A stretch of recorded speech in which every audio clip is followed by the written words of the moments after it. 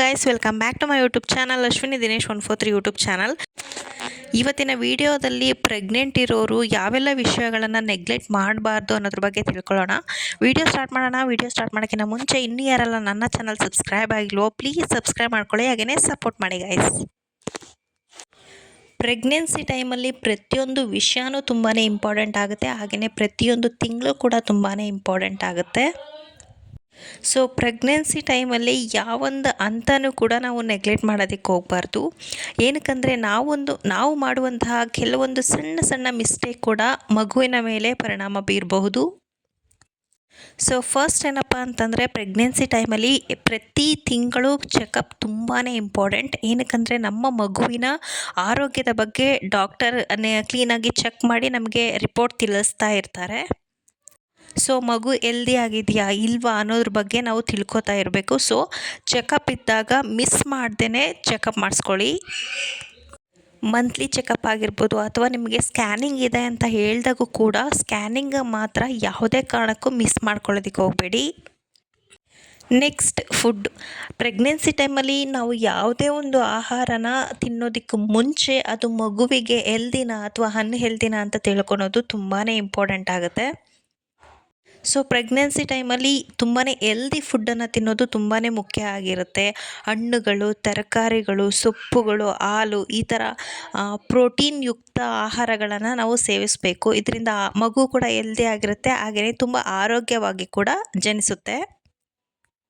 ಅದ್ರ ಜೊತೆಗೆ ಡಾಕ್ಟರ್ ಕೊಟ್ಟಿರುವಂತಹ ಟ್ಯಾಬ್ಲೆಟ್ಸ್ನ ಕೂಡ ಮಿಸ್ ಮಾಡಿಕೊಳ್ಳೋದಕ್ಕೆ ಹೋಗಬೇಡಿ. ಕೆಲವೊಬ್ಬರು ಟ್ಯಾಬ್ಲೆಟ್ಸ್ ತೊಗೊಳ್ಳೋದಕ್ಕೆ ಇಷ್ಟ ಇರಲ್ಲ, ಆಮೇಲೆ ಅವ್ರು ಕೊಟ್ಟಿರುವಂತಹ ಪೌಡರ್ನ ತೆಗೆದುಕೊಳ್ಳೋದಕ್ಕೆ ಇಷ್ಟ ಇಲ್ಲ ಅಂತ ಹೇಳಿಬಿಟ್ಟು ಟ್ಯಾಬ್ಲೆಟ್ಸ್ನ ತೊಗೊಳ್ಳೋದೇ ಇಲ್ಲ. ಸೊ ಅದರಿಂದ ನಿಮ್ಮ ಮಗುವಿಗೆ ಪರಿಣಾಮ ಬೀರುತ್ತೆ. ಏನಕ್ಕಂದರೆ ಅವರು ಮಗು ಆರೋಗ್ಯವಾಗಿ ಹುಟ್ಟಲಿ, ಮಗುಗೆ ಯಾವುದೇ ರೀತಿಯಾದಂತಹ ತೊಂದರೆ ಆಗಬಾರ್ದು ಅನ್ನೋದಕ್ಕೋಸ್ಕರ ಟ್ಯಾಬ್ಲೆಟ್ಸ್ಗಳನ್ನು ಕೊಟ್ಟಿರ್ತಾರೆ.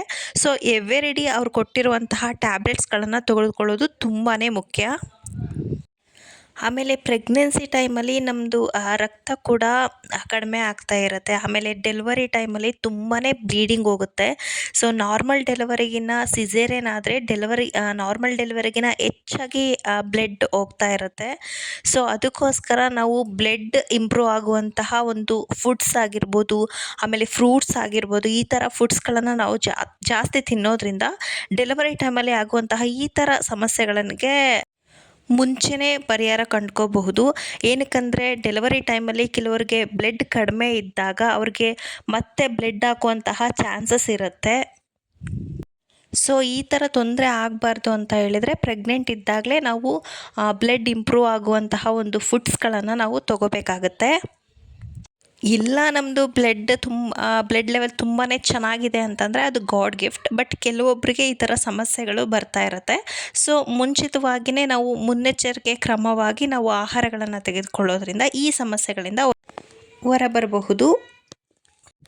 ನೆಕ್ಸ್ಟ್, ಪ್ರೆಗ್ನೆನ್ಸಿ ಟೈಮಲ್ಲಿ ಕೆಲವೊಬ್ಬರಿಗೆ ತುಂಬಾ ಕೇರ್ಫುಲ್ಲಾಗಿರೋದಕ್ಕೆ ಹೇಳಿರ್ತಾರೆ, ರೆಸ್ಟ್ ಮಾಡೋದಕ್ಕೆ ಹೇಳಿರ್ತಾರೆ, ಆಮೇಲೆ ಜರ್ನಿ ಮಾಡಬಾರ್ದು ಅಂತ ಹೇಳಿರ್ತಾರೆ. ಈ ಥರ ಡಾಕ್ಟರೇ ಹೇಳಿದಾಗ ನೀವು ನೆಗ್ಲೆಕ್ಟ್ ಮಾಡೋದು ಅಥವಾ ಡಾಕ್ಟರ್ ಹೇಳಿದ್ರೂ ಕೂಡ ನೀವು ಜರ್ನಿ ಮಾಡೋದು ಸೇಫ್ ಅಲ್ಲ. ಸೊ ನಿಮಗೆ ಡಾಕ್ಟರ್ ಏನು ಹೇಳಿಲ್ಲ, ಜರ್ನಿ ಮಾಡ್ಬೋದು ಅಂತ ಹೇಳಿದ್ರೆ ಓಕೆ, ಪರವಾಗಿಲ್ಲ. ಬಟ್ ಅವ್ರೇನಾದರೂ ನೀವು ಜರ್ನಿ ಮಾಡೋಕ್ಕೂ ಮುಂಚೆ ಡಾಕ್ಟರ್ನ ಒಂದ್ಸಲ ಕನ್ಸಲ್ಟ್ ಮಾಡಿ ನಾವು ಜರ್ನಿ ಮಾಡ್ಬೋದಾ, ಹೆಲ್ದಿಯಾಗಿದ್ದೀವಾ ಇಲ್ವಾ ಅಂತ ತಿಳ್ಕೊಳ್ಳೋದು ಕೂಡ ತುಂಬಾ ಮುಖ್ಯ.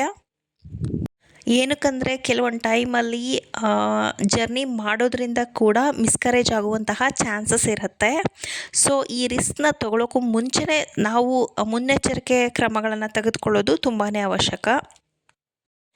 ನೆಕ್ಸ್ಟ್, ಕೆಲವರಿಗೆ ಪ್ರೆಗ್ನೆನ್ಸಿ ಟೈಮಲ್ಲಿ BP ಜಾಸ್ತಿ ಆಗ್ತಾ ಇರುತ್ತೆ, ಶುಗರ್ ಬಂದಿರುತ್ತೆ, ಆಮೇಲೆ ಥೈರಾಯ್ಡ್ ಪ್ರಾಬ್ಲಮ್ನ ಫೇಸ್ ಮಾಡಬೇಕಾಗತ್ತೆ. ಸೊ ಈ ಥರ ಸಮಸ್ಯೆಗಳಿರೋರು ಸ್ವಲ್ಪ ಕೇರ್ಫುಲ್ ಆಗಿರೋದು ತುಂಬಾ ಒಳ್ಳೆಯದು. ಏನಕ್ಕಂದರೆ BP ಹೈ ಆದರೂ ಕೂಡ ಮಗುವಿಗೆ ಹೊಟ್ಟೆನಲ್ಲಿನೇ ಪ್ರಾಬ್ಲಮ್ ಆಗೋ ಚಾನ್ಸಸ್ ಇರುತ್ತೆ. ನೆಕ್ಸ್ಟ್, ಪ್ರೆಗ್ನೆನ್ಸಿ ಟೈಮಲ್ಲಿ ಅನ್ಹೆಲ್ದಿ ಫುಡ್, ಜಂಕ್ ಫುಡ್ಸ್ನ ಆದಷ್ಟು ಕಡಿಮೆ ಮಾಡೋದು ಒಳ್ಳೆಯದು. ಏನಕ್ಕಂದರೆ ನಾವು ತೆಗೆದುಕೊಳ್ಳುವಂತಹ ಆಹಾರದಿಂದ ಮಗುವಿಗೆ ಒಳ್ಳೆಯ ಪೋಷಕಾಂಶ ದೊರಕ್ತಾ ಇರುತ್ತೆ. ಸೊ ನಾವು ಎಷ್ಟು ಹೆಲ್ದಿ ಫುಡ್ನ ತಿಂತೀವೋ ಅಷ್ಟು ಮಗುವಿಗೆ ಒಳ್ಳೆಯದು. ಸೊ ಆದಷ್ಟು ಹೊರಗಿನ ಫುಡ್ನ ಅವಾಯ್ಡ್ ಮಾಡಿ ಪ್ರೆಗ್ನೆನ್ಸಿ ಟೈಮಲ್ಲಿ ಮನೆಯಲ್ಲೇ ಹೆಲ್ದಿ ಫುಡ್ಡನ್ನು ತಿನ್ನಿ. ಓಕೆ ಗಾಯ್ಸ್, ಇವತ್ತಿನ ವಿಡಿಯೋದಲ್ಲಿ ಪ್ರೆಗ್ನೆನ್ಸಿ ಟೈಮಲ್ಲಿ ಯಾವೆಲ್ಲ ವಿಷಯಗಳನ್ನು ನೆಗ್ಲೆಕ್ಟ್ ಮಾಡಬಾರ್ದು ಅನ್ನೋದ್ರ ಬಗ್ಗೆ ತಿಳಿಸ್ಕೊಟ್ಟಿದ್ದೀನಿ. ವಿಡಿಯೋ ಇಷ್ಟ ಆದರೆ ಒಂದು ಲೈಕ್ ಮಾಡಿ, ಕಮೆಂಟ್ ಮಾಡಿ, ಹಾಗೆಯೇ ನಿಮ್ಮ ಫ್ರೆಂಡ್ಸ್ ಆ್ಯಂಡ್ ಫ್ಯಾಮಿಲಿಗೆ ಶೇರ್ ಮಾಡಿ. ಇನ್ನೂ ಯಾರೆಲ್ಲ ನನ್ನ ಚಾನಲ್ ಸಬ್ಸ್ಕ್ರೈಬ್ ಆಗಲೋ ಪ್ಲೀಸ್ ಸಬ್ಸ್ಕ್ರೈಬ್ ಮಾಡ್ಕೊಳ್ಳಿ, ಹಾಗೆಯೇ ಸಪೋರ್ಟ್ ಮಾಡಿ guys. Okay friends, take care, bye ಬಾಯ್.